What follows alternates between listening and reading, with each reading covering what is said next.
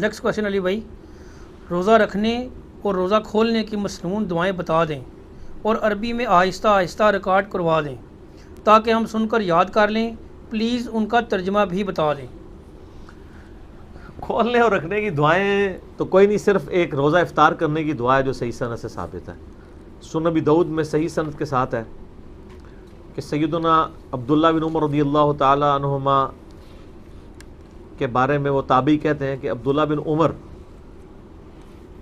مٹھی کے بعد داڑھی کاٹ دیا کرتے تھے مطلقاً۔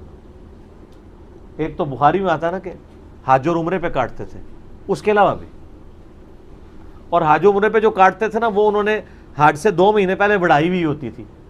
وہ یہ اجتہاد کرتے تھے جیسے میں نے سر کو حلق کروانا نا، میں داڑھی کے بال بھی کاٹ کے اپنی حاضری لگواؤں اللہ کی بارگاہ میں۔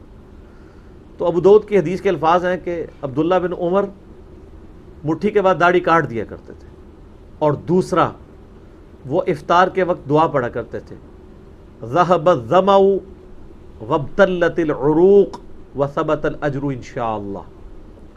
ذهب الظمأ، پیاس چلی گئی، یہ ظما میں زوئیں ہیں جسے اردو میں کہتے ہیں ضا عربی میں۔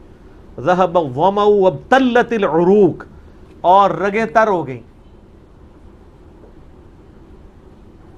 ذهب الظمأ وابتلت العروق وثبت الاجر انشاءاللہ، اور اللہ کے حضور ہمارا اجر پکا ہو گیا۔ اور ظاہر ہے کہ یہ روزہ کھولنے کے بعد کی دعا ہے، پہلے کی نہیں ہے، یعنی جب آپ پانی پی لیں، رگ تر کر لیں، یہ ایک دعا ثابت ہے افطار کے وقت۔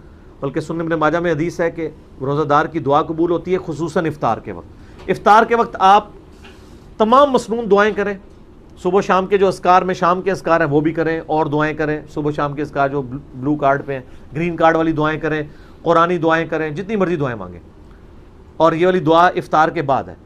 باقی یہ جو پبلک میں ایک مشہور دعا ہے نا، اللہم انی لک صمت وبک آمنت وعلیک توکلت وعلی رزقک افطرت، پہلے تو یہ دعا ہی انہوں نے نا ضرب تقسیمیں لگا کے لمبی کی ہوئی ہے۔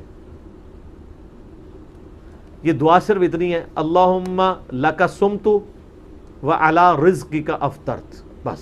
صحیح۔ لیکن یہ آپ کو پتہ نا ان کی تسلی نہیں ہوتی، وقنا عذاب القبر وقنا عذاب الحج، یہ خود لگایا ہوا ہے انہوں نے۔ ان کو کہیں یہ جو دعا حنفی بتا رہے ہیں یہ دعا خود کدھر لکھی ہوئی ہے، تو یہ دعا بھی نہیں حدیث کی کتاب سے دکھا سکتے۔ یہ بھی ابو داؤد میں، لیکن اس کے ساتھ امام داؤد نے لکھا ہے کہ یہ مرسل روایت ہے، یہ تابعی نبی علیہ السلام سے بیان کر رہا ہے، اس کی حدیث کی سند مکمل نہیں، یہ یعنی ضعیف ہے، ضعیف میں بھی لوس درجے کے اوپر ہے۔ صحیح۔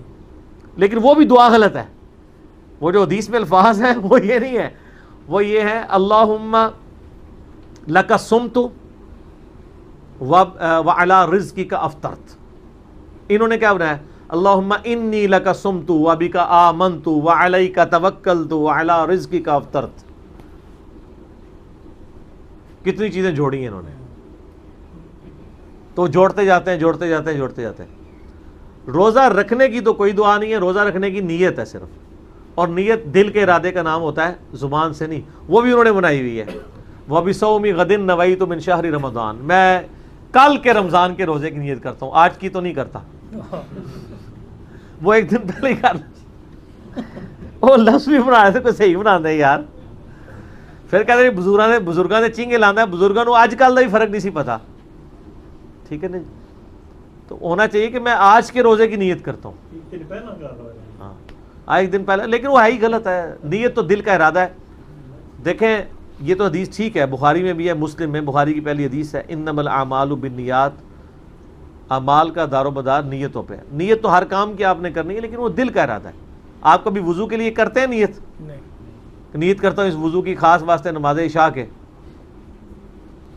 سامنے اس ٹوٹی کے، ہیں تو نہیں کرتے ہی نیت۔ ہم کیا نیت کرتے ہیں؟ صرف وضو سے پہلے دعا پڑھتے ہیں، بسم اللہ یا بسم اللہ الرحمن الرحیم، دیٹس آل۔ باقی اور یہ ساری نیتیں بھی جو ہے نا یہ دعائیں ہوتی ہیں، نیت کہیں بھی نہیں آتی ہے، نہ نماز کی کوئی نیت ہے، نہ کوئی روزے کی نیت ہے، اور حج کے لیے ہے وہ بھی نیت نہیں، اس کو دعا ہی کہنا چاہیے۔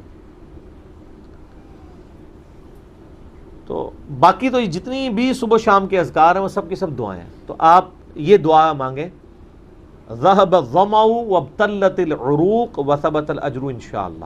اگر عربی میں نہیں آتی کوئی مسئلہ نہیں، آپ اردو میں مانگ لیں کہ پیاس چلی گئی رگیں تر ہو گئیں اور اللہ کے حضور ہمارا اجر پکا ہو گیا انشاءاللہ تعالی۔ اور اس کے علاوہ آپ مغفرت کی دعا کریں۔ ابن ماجہ میں عبداللہ بن عمر بن عاص کے بارے میں آتا ہے کہ وہ کہتے تھے کہ یہ چونکہ قبولیت کا وقت ہے تو وہ اپنے لیے مغفرت کی دعا کیا کرتے تھے۔